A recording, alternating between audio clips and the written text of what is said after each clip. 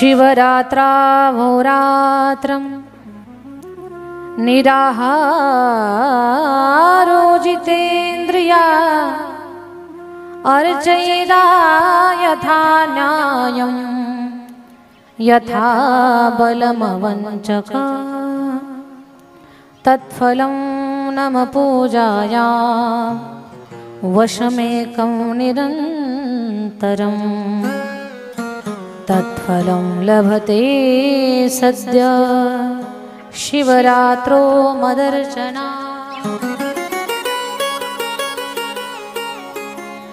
सुंदर शिवरात्रीची कथा श्रवण करा। आता शिवरात्रीची कथा ऐका आणि शिवरात्रीच्या दिवशी तिचं स्मरण करा, कारण आता फेब्रुवारीमध्ये आपल्याला लगेच शिवरात्र आलेली आहे।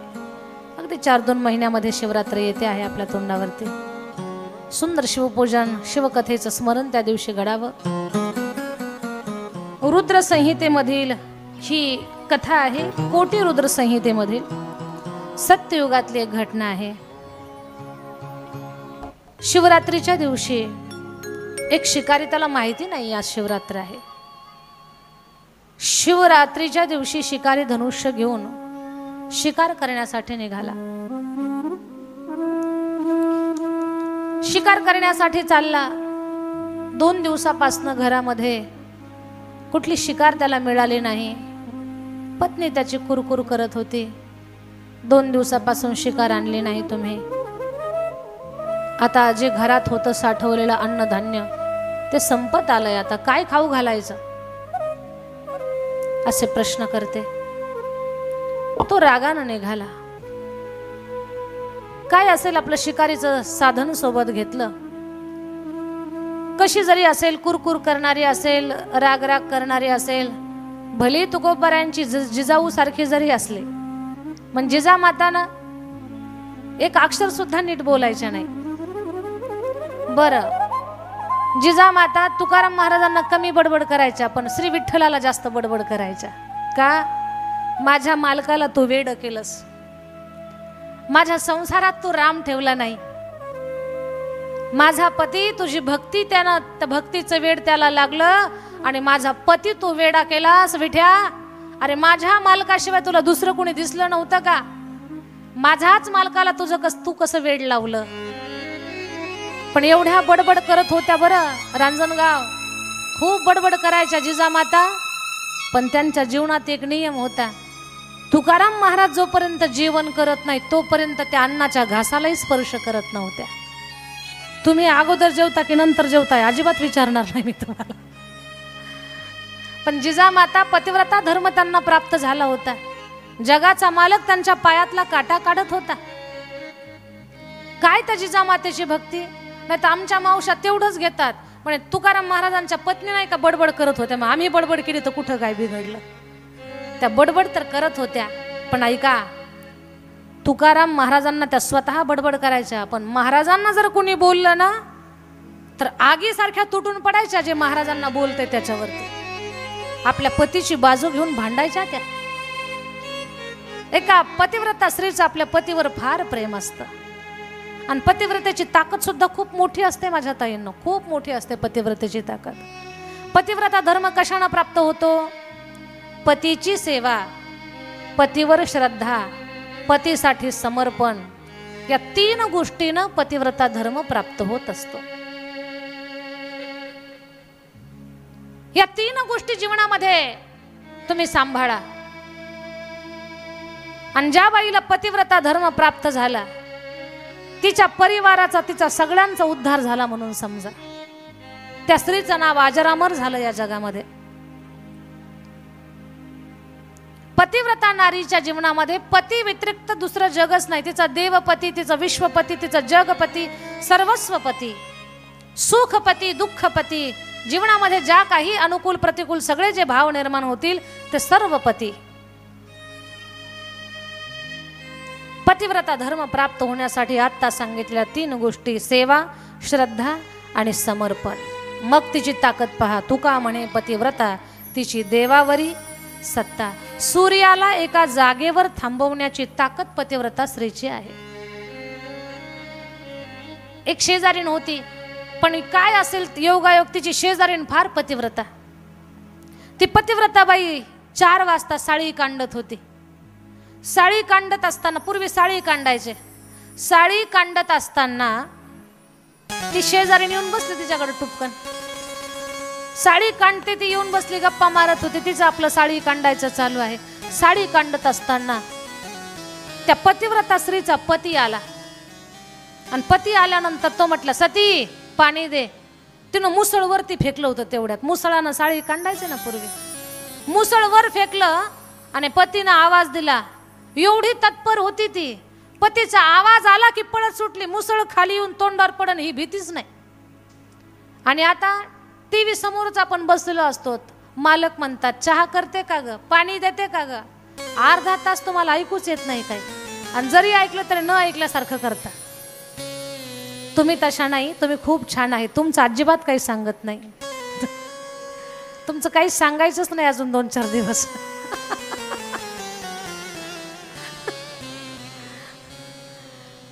मग ती साळी काढताना मुसळवर फेकलं आणि गेली पाणी द्यायला. आणि जी होती का शेजारीने बसली, ती म्हटली, बाप रे. आल्यावर विचारलं, ताई हे मुसळ कसं काय वर थांबलं. म्हणे हा पतिव्रता धर्माचा पावर आहे. म्हणे पतिव्रता धर्म नेमकं काय.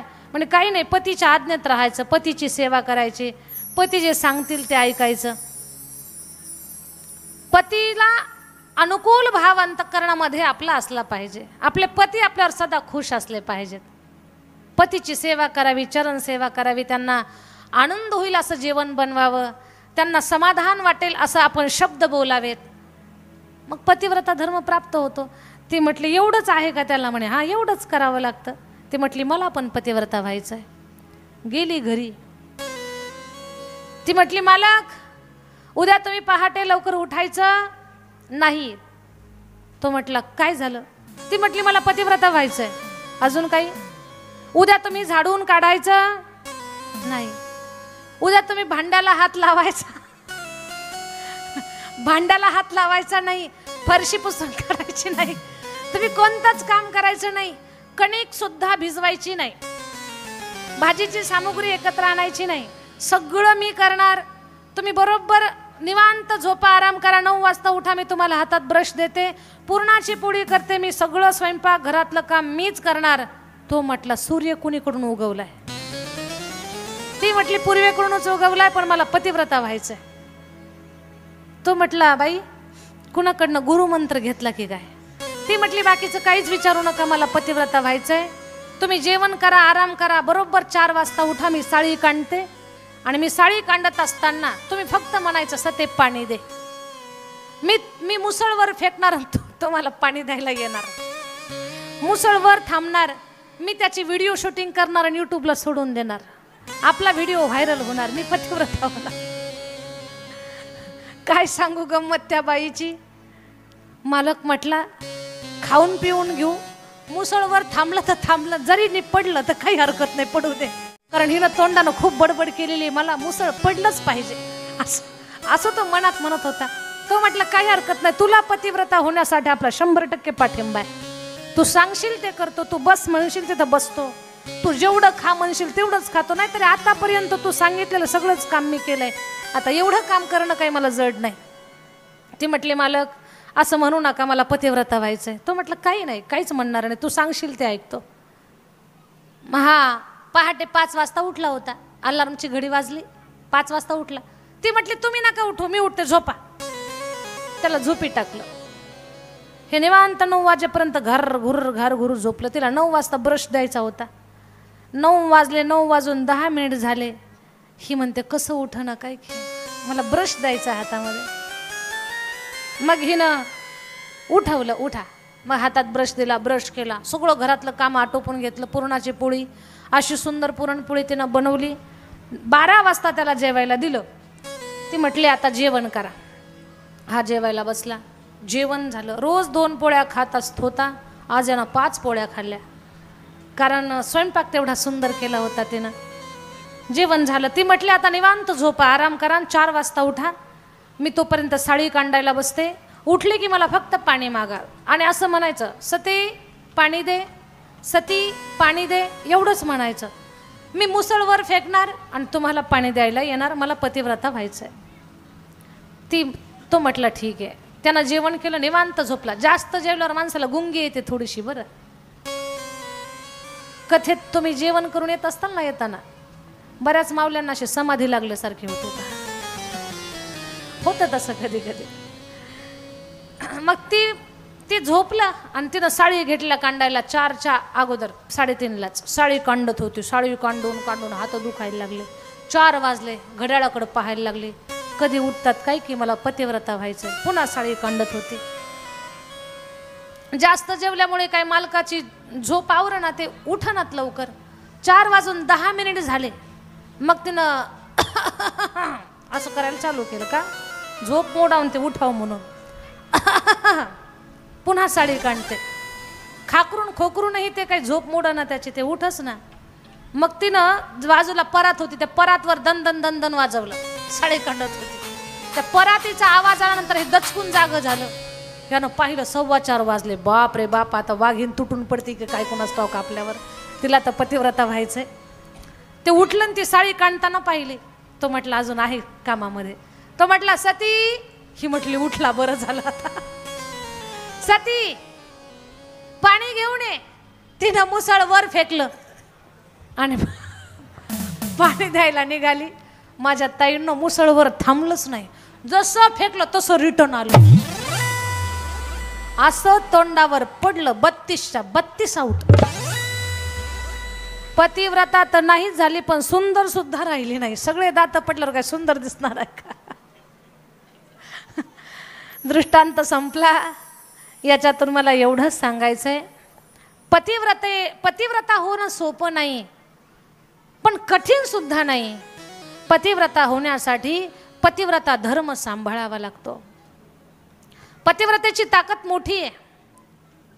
एका पतिव्रतेनं सूर्य भगवंताला थांबवलं. एका पतिव्रतेनं कृष्ण भगवंताला सांगितलं, कृष्णा, महाभारताच्या युद्धात तू माझी 100 मुलं मारले, मी सुद्धा तुला शाप देते. तुझा निर्वंश होऊन जाईल, तुझी सगळी लेकरं मरतील. पतिव्रतेची ताकद भयान आहे.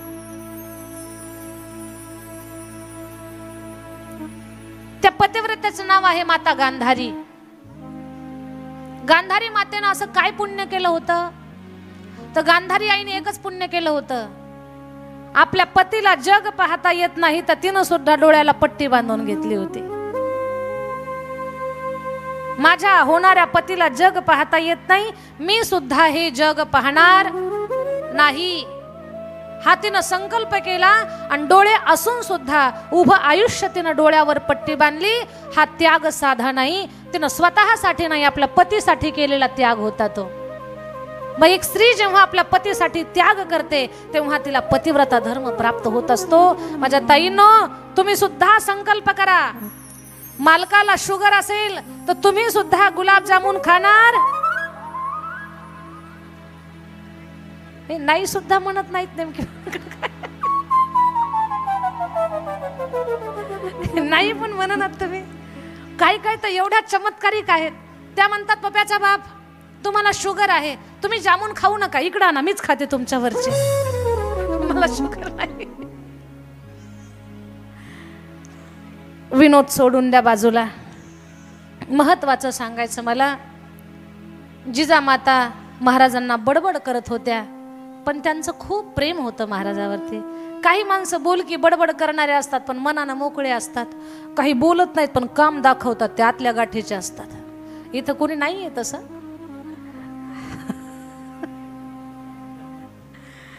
तर मला सांगायचं एवढंच आहे तुम्हाला, ती जी भिल्लाची पत्नी होती ती बडबड करत होती. बडबडी होती पण मोकळ्या मनाची होती. एवढी बडबड केली तिनं, पण जेव्हा तो शिकारीसाठी निघाला ना, तर शिळी भाकरी पाणी त्याचं गाठोडं बांधून सोबत दिलं. हे चांगल्या पत्नीचं लक्षण आहे की जी पतीला घरातून बाहेर पडायच्या आत 4 घास खाऊ घालूनच घराच्या बाहेर पाठवते. ते एका जबाबदार पत्नीचं लक्षण आहे. का तिला माहिती आपला बाबा म्हणजे भोळा महादेव आहे. एकदा कामाला लागला की लागला रे लागला. परत घराचं वाट लवकर सापडेल का नाही माहिती नाही, म्हणून अगोदरच पोटाची व्यवस्था करणारी. नंतर काही असतात 11ला या बरं का, जेवण तयार ठेवते मी, 11 वाजता या. 11:30 वाजले तरी अजून वरणाला फोडणीच नाही, अजून चपाती भाजलीच नाही. शिकायचं आपल्याला. शिवमहापुराण कथेमधून भगवान श्री शंकराची कथा शिकवते आपल्याला. तुम्ही शक्ती आहात तर तुमचं सौभाग्य शिव आहे. त्या शिवाच्या प्रसादाची व्यवस्था आणि शक्यतो घरातल्या लक्ष्मीनं अन्न तयार करावं, कारण ती अन्नपूर्णा असते घरातली, आणि तिच्या हातचा प्रसाद घेऊनच पुरुषानं खाऊनच घराच्या बाहेर पडावं, म्हणजे आरोग्यही चांगलं राहतं आणि घरामध्ये समाधान शांतता. त्या लक्ष्मीला सुद्धा वाटतं माझा पती माझ्या हातानं जेवण करून गेला, आता कुठं हॉटेलमध्ये जाणार नाही. हा सुद्धा विश्वास तिच्या मनाला, ती सुखानं निवांत असते घरामध्ये. चला, बिचारी ती भिल्लाची पत्नी साधी भोळी होती, आणि त्या भोळ्या बाबड्या स्त्रीनं काय असेल शिळे तुकडे भाकरी गुंडाळले, पाणी घेतलं, दिलं त्याच्या हवाले करून, जा भूक लागल्यावर खा. पण योगायोग तो शिवरात्रीचा होता. सकाळपासून त्यानं शिकार शोधली पण त्याला शिकार मिळाली नाही. ऐका बरं, दिवसभर त्यानं शिकार शोधले पण त्याला शिकार नाही मिळाले. रात्रीच्या वेळेला शिकार मिळल म्हणून त्यानं काय केलं, झाडावर बसला. चुकून ते बेलाचं झाड होतं. पत्नीचे बोलणे असले त्याच्या डोक्यात फिरत होते की त्याला काटे टोचतात हे पण लक्षात येईना. बेलाच्या झाडाला काटे असतात. झाडावर बसला. रात्रीच्या वेळेला शिकार एखादं श्वापद नदीवर सरोवरावर पाणी पिण्यासाठी येईल, मी त्याला बाणानं मारल, शिकार घेऊन जाईल म्हणून तो बसला बेलाच्या झाडावर. हातानं पान तोडत होता, खाली सोडत होता. पण माझ्या ताईनो, इथे सुद्धा बेलाचं झाड ठेवलंय. व्यासपीठ आपलं पूर्ण झालंय हे, कारण जिथे भगवान म्हणजे जिथे बेलपत्राचं झाड आहे ना, तिथे साक्षात शंकराचं वास्तव्य असतं. साक्षात शंकराचं. बेलाच्या झाडाखाली महादेवाचं वास्तव्य असतंच असतं. बेलाच्या झाडाला महादेव कधी सोडून राहत नाहीत. जसं तुळशीच्या झाडाखाली श्री विष्णूचं वास्तव्य असतं, तसं बेलाच्या झाडाखाली श्री शंकराचं वास्तव्य. मग त्याला माहिती नव्हतं याच्या खाली शिवलिंग आहे. पान तोडत होता, सहज सोडत होता, पान तोडत होता, सहज सोडत होता. सहज त्याच्या हातनं शिवलिंगावरती बेलपत्र पडली. कोणत्या दिवशी? शिवरात्रीच्या दिवशी. त्याला माहिती नव्हती ही महाशिवरात्री आहे म्हणून. गंमत ऐका, रात्रीचा पहिला प्रहर, संध्याकाळचे 6 ते रात्रीचे 9, रात्रीचा पहिला प्रहर, तेवढ्यात एक हरिणी पाणी पिण्यासाठी आली. गर्भवती होती बिचारी.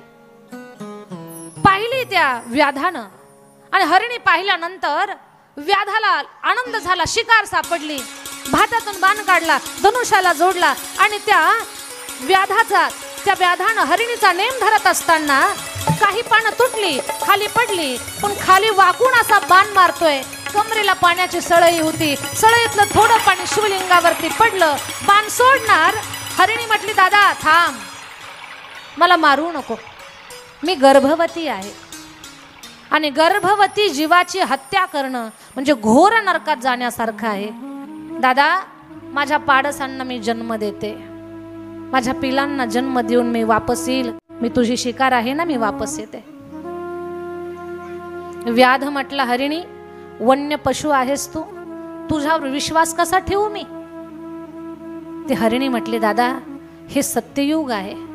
या सत्ययुगामध्ये माणसंच काय तर पशु पक्षी जनावर ढोरं देखील खोटं बोलू शकत नाहीत. आणि मी जर तुला फसवलं तर वेद जाळल्याचं पाप मला लागेल. व्याध आश्चर्यचकित झाला. व्याध म्हटला, अरे वन्य पक्षी वन्य जीव पशु हा हरिणी, पण वेदाची भाषा बोलतोय. ए हरिणी ताई, तू जा, निवांत जा, तुझ्या पाडसांना जन्म घाल, मी तुझी वाट पाहतो, वापस ये बरं. दादा, तुला दिलेला शब्द मी सांभाळेन. शिकावं माणसानं. सत्ययुगामध्ये पशु पक्षी जनावर देखील शब्द सांभाळत होती. या कलियुगातली माणसं सुद्धा स्वतःचा शब्द सांभाळत नाही, माणूस असून सुद्धा. त्याचा तो क्रम चालू झाला. पुन्हा पान तोडायचा, खाली सोडायचा, पान तोडायचा, खाली सोडायचा. आता रात्रीचा दुसरा प्रहर चालू झाला. रात्रीच्या दुसऱ्या प्रहरी एक हरिणी पाणी पिण्यासाठी आली. एक हरिणी पाणी प्यायला आली आहे. व्याधाला आनंद झाला. अरे दुसरी हरिणी आली. व्याधानं भात्यातून बाण काढला, धनुष्याला जोडला, वाकडा होतोय. वाकडा होत असताना सळईतलं, कमरेला सळई होती, सळईतलं पाणी शिवलिंगावरती पडलं. बेलाची पानं त्यानं तटतट तोडली, खाली सोडली, कारण नजरेला आडवं काही येऊ नये, सरळ नेम सुटला पाहिजे बाणाचा. सुटला, सोडणार बाण. ती हरिणी म्हणते, दादा मला मारू नको, माझी पाडस माझी वाट पाहताय. दादा माझी पाडस माझी वाट पाहताय. जर मी वेळेवर घरी गेले नाही तर माझी लेकरं व्याकुळ होऊन सैर भैर मला शोधत फिरतील. ए दादा एकच काम कर, मी माझ्या पाडसांना दूध पाजून येईपर्यंत मला वेळ दे. माझी पाडस दूध पिली की मी तुला माझ्या स्वाधीन करते, कारण मी तुझी शिकार आहे. ए हरिणी तुझ्यावर विश्वास कसा ठेवू? दादा गाई गुरांचा चारा जाळल्याचं जे पाप लागतं ते पाप एकटे मी भोगेन जर मी तुला खोटं बोलेन तर. व्याध बोलला, हरिणी आहे पण शास्त्राची भाषा बोलते. ताई जा. रात्रीचा तिसरा प्रहर चालू झाला. एक हरिण तिथे पाणी पिण्यासाठी आला. आता तर खूप आनंद झाला. आता ही शिकार मी पकडणार. व्याधाला आनंद झाला. झाडाची पानं तटतट तोडली, खाली सोडली, बाण धरला, धनुष्याला जोडला, वाकडा झाला, सळईतलं पाणी पुन्हा शिवलिंगावर पडलं, बाण सोडणार. हरिण म्हणतो, दादा मला मारू नको, माझा एक परिवार आहे, माझं एक कुटुंब आहे, त्या कुटुंबाचा मी प्रमुख आहे. तू जर मला मारलं तर माझ्या पतिव्रता पत्न्या तडफडतील, व्याकुळ होतील, तळतळून तुला शाप देतील. तुझ्या गोड संसाराला, सुखी संसाराला तळताट लागेल, शाप लागेल. प्राण्यांचा तळताट घेऊ नये, माणसाचा घेतल्यावर काय होईल विचार करा. जनावरांचा सुद्धा कधी तळताट घेऊ नये. ती हरिणी, तो हरिण सांगतो, दादा मला मारू नको, मी माझ्या सगळ्या परिवाराला सांगून येतो की माझं आयुष्य संपलंय, तुझ्या स्वाधीन होतो. ए हरिणा तुझ्यावर विश्वास कसा ठेवू? दादा 28 प्रकारचे नरक मी एकटा भोगेन जर तुला खोटं बोलेन तर. अरे हा हरिण सुद्धा वेद बोलतोय. जा वाट पाहतो मी. सगळी हरिण एका जागेवर आली. त्या गर्भवती हरिण पाडसांना जन्म दिला. जिला 2 पिल्लं होती तिनं तिच्या पाडसांना दूध पाजलं. हरिण आला. सगळे एकमेकाच्या गळ्यात पडून रडत आहेत. त्या हरिणी म्हणतात, स्वामी आम्ही एकाची शिकार झालेलो आहोत, आम्ही जातोय, आपली लेकरं बाळ तुम्ही सांभाळा. मोठा हरिण म्हणतो, हरिणींनो आईशिवाय लेकरांचं जीवन कधी परिपूर्ण नाही. लहान लेकराला आईची गरज असते. तुम्ही पाडसांना सांभाळा, मी शिकारीकडे जातो, त्याची शिकार बनतो. छोटी छोटी पाडसं म्हणतात, आई बाबा तुम्ही नका जाऊ, आम्ही जातो. काय त्या परिवाराचा जिव्हाळा आहे, किती त्या परिवाराचं प्रेम आहे. कोरोनाच्या काळामध्ये बापाला कोरोना झाला तर पोरांना डेड बॉडी घरापर्यंत आणलीच नाही, त्याला कोणी आणू दिली नाही. शेवटचं बोलावून आलं, दुरून तरी बापाला पाहायला या. पोरगा म्हटला, लागल तेवढे पैसे घ्या पण आम्हाला तिकडं बोलवू सुद्धा नका. अशा घटना घडल्या की नाही?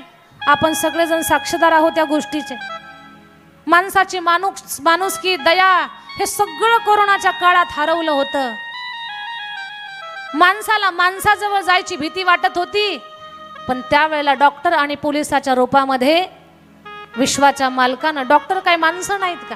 ती पण माणसं आहेत, पण त्यांनी रोगाला न भीता न घाबरता स्वतःचं संरक्षण करत रोग्याला बचावण्याचं काम डॉक्टर लोकांनी केलेलं आहे. रोगी लोकांना वाचवण्याचं काम, त्यांना औषध गोळ्या देण्याचं काम.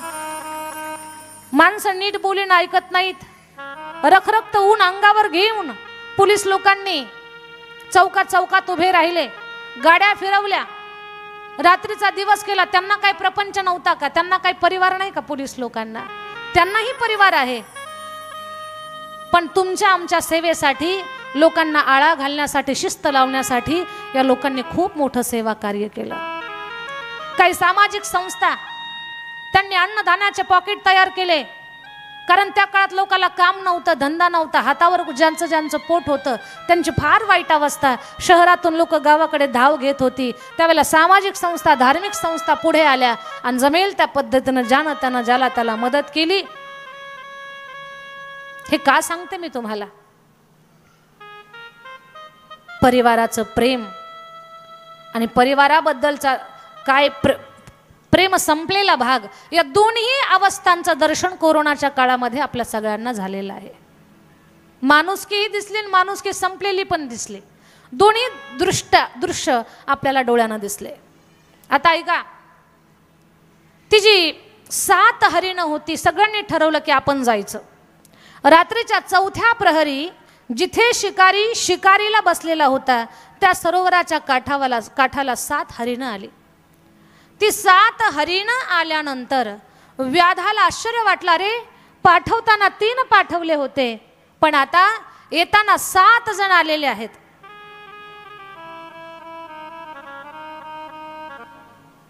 तीन मुख्य हरण, 4 त्यांची पाडस, 7 जण आले. छोटी छोटी हरण म्हणत होती, व्याध दादा आम्हाला मार, आमच्या आई बाबाला नको मारू.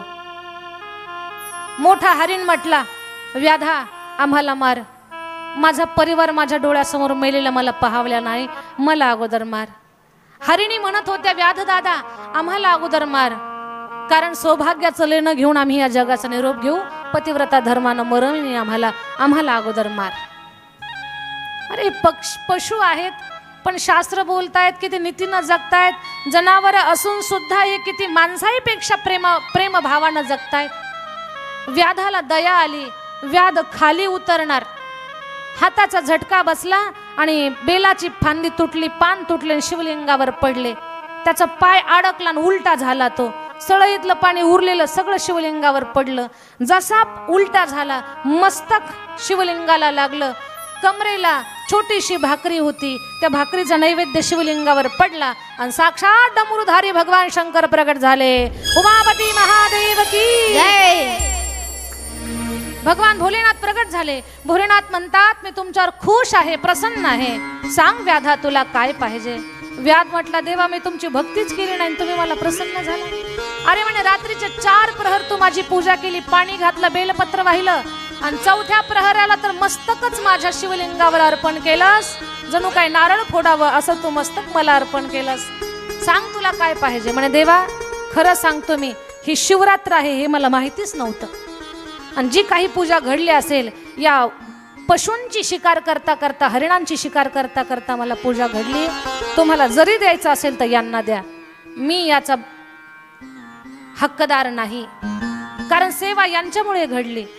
हा त्या व्याधाचा प्रामाणिकपणा भगवान शंकरानं पाहिला. म्हणे, या हरणांना मी आशीर्वाद देतो. आकाशामध्ये 7 चांदण्यांच्या रूपामध्ये 7 तारामंडलाच्या रूपात हे आकाशात एका जागेवर राहतील आणि हे अजर अमर 7 ऋषी म्हणून यांची ओळख होईल. आजही आकाशामध्ये जर आपण निरखून पाहिलं तर 7 चांदण्या एका जागेवरती दिसतात. ते या हरणांचं प्रतीक आहे. त्या व्याधाला सांगितलं, व्याधा तुला वरदान देतो, इथे माझं शिवलिंग राहील, ते शिवलिंग तुझ्या नावानं जगप्रसिद्ध होईल. व्याघ्रेश्वर नावानं शिवलिंग प्रसिद्ध होईल. आणि एवढंच काय, तुझी आठवण म्हणून तू मला बेलपत्र जे वाहिलंस ना, ते तुटलेलं प्रत्येक बेलपत्र हे पालथं पडत होतं, सोयीचं नाही. जिकडून मऊ भाग आहे ना तिकडून शिवलिंगावरती पडायचं, असा रेषेचा भाग वरच्या बाजूनं. प्रत्येक बेलपत्र असं उलट पडत होतं, उलट पालथं, आणि पालथं बेलपत्र पडत होतं. तर मी आशीर्वाद देतो तुझी आठवण म्हणून, भविष्यात जो कोणी भक्त मला बेलपत्र वाहतील तर मी सुईचं नाही तर पालथं बेलपत्र स्वीकारेल. जिकडून गडद भाग आहे, जिकडनं मऊ भाग आहे बेलाच्या पानाचा, तर तिकडनं मी बेलपत्र स्वीकारेन तुझी आठवण म्हणून, असा त्या व्याधाला आशीर्वाद दिला. उमापती महादेव की जय. हर हर महादेव. आणि भगवान भोलेनाथानं खूप वरदानं दिली. व्याधाला खूप आनंद झाला. त्याला सांगितलं, त्रेतायुगामध्ये रामचरित्रात तू केवट होशील आणि रामाच्या चरित्राला तुझं चरित्र जोडल्या जाईल. तुझं चरित्र अजर अमर होईल, लोक तुझं सुद्धा चरित्र भक्तिभावानं गातील, असे अनंत आशीर्वाद त्या व्याधाला दिले. बेलपत्राचं महान महात्म्य सांगितलं आणि व्याघ्रेश्वर शिवोजात पर्वते ह्यर्बुधाचले दर्शनात पूजनात सद्यो भुक्तिमुक्तिप्रदायक असं महत्त्व सांगितलं. आता आपण भगवान भोलानाथ हा किती भोळा देव आहे, किती करुणेचा सागर आहे, त्याचं अंतःकरण जगाच्या बाबतीमध्ये किती कोवळं आहे, जगासाठी तो विष प्राशन करतो, ही झाकी पाहणार आहोत. झाकी इकडे व्यासपीठाकडे पाठवून द्या. भोळ्या शंकरा हे भोळ्या शंकरा आवड तुला बेलाची, आवड तुला बेलाची, बेलाच्या पानाची. हे भोळ्या शंकरा शंकरा, हे भोळ्या महादेवा महादेवा, हे भोळ्या शंकरा आवड तुला बेलाची, आवड तुला बेलाची, बेलाच्या पानाची. हरी बोल. हे भोळा शंकरा शंकरा, हे भोळा महादेवा महादेवा, हे भोळा शंकरा.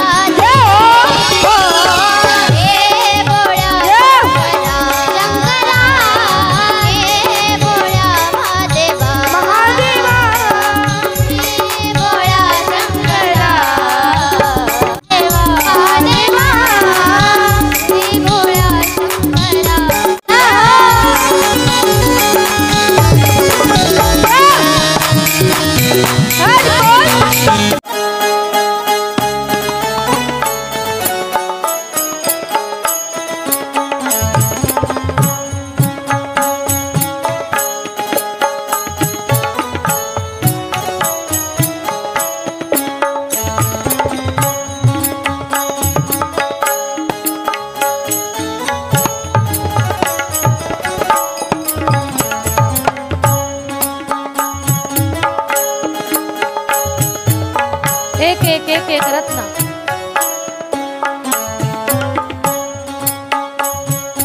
एक एक रत्न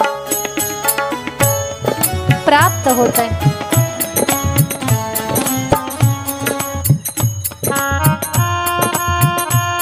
आणि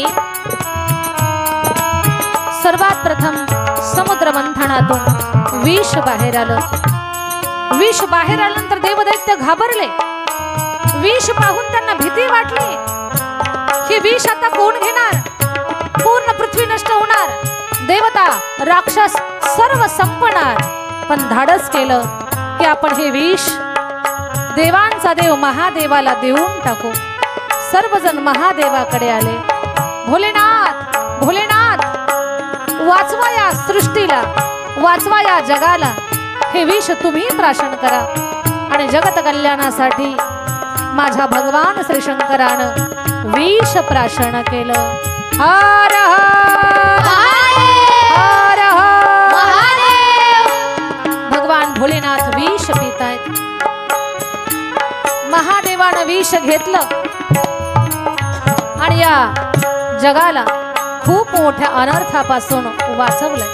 पुन्हा देवाने दैत्य समुद्राचं मंथन करू लागले.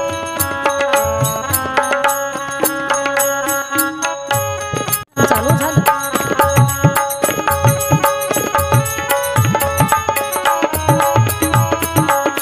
अनेक रत्न समुद्र मंथनातून प्राप्त झाले आणि सरते शेवटी त्या समुद्र मंथनातून अमृत बाहेर आलं. जसं अमृत बाहेर आलं, अमृतासाठी देवता आणि राक्षस यांची भांडणं. आम्ही घेणार, आम्ही घेणार, आम्ही घेणार.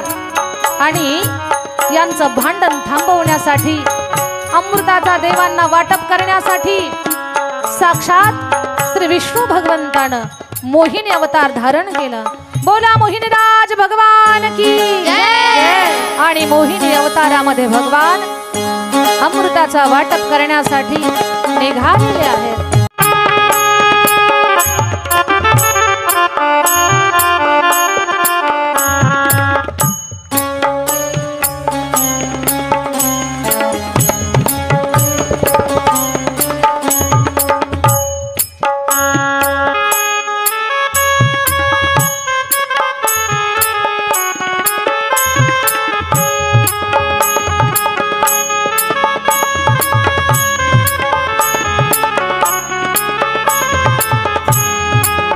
मोहिनीराज भगवान की जय.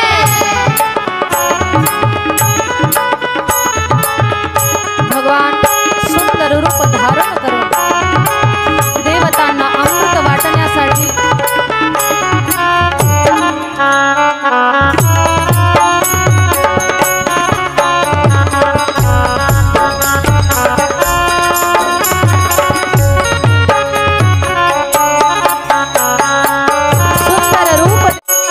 पाहिलंय. यांना कळे नाही सुंदर स्त्री कोण आहे. सगळे राक्षस म्हणतात बाप रे किती सुंदर आहे ही. देवतांनी हात जोडले. हे आपले भगवान आहेत, हे आपले मोहिनीराज साक्षात श्री विष्णूचा अवतार आहे. राक्षस विचार करतायत एवढी सुंदरी ही कोण आहे. आणि भगवान म्हणतात हे पहा देवतांनो, मी तुम्हाला अमृताचा वाटप करते आणि अमृताचा वाटप तुम्ही अगदी लाईनशीर बसा. मी तुम्हाला अमृत वाटते.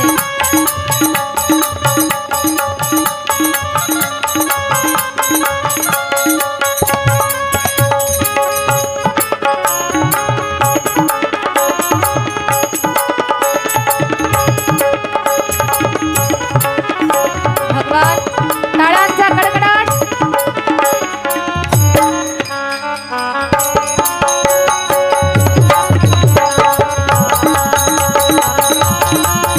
मोहिनीराज भगवान आनंदानं नृत्य करत या देवता आणि राक्षसांसाठी योग्य पद्धतीनं अमृताचा वाटप करतायत.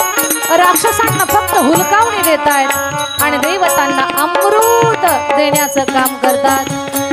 देवता ओंजळीमध्ये अमृत घेऊन अमृताचं पान करतात. राक्षस अमृत मागतायत, आम्हाला पण द्या, आम्हालाही द्या. पण भगवान त्यांना फक्त फसवतायत आणि त्यांना फसवून देवतांना अमृत देतात.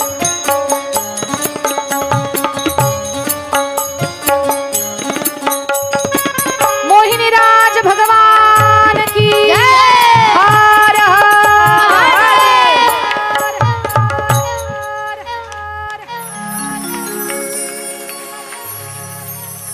या सुंदर अशा झाकीचं खरंच कौतुक. खूप गुणी लेकरं आहेत आणि हे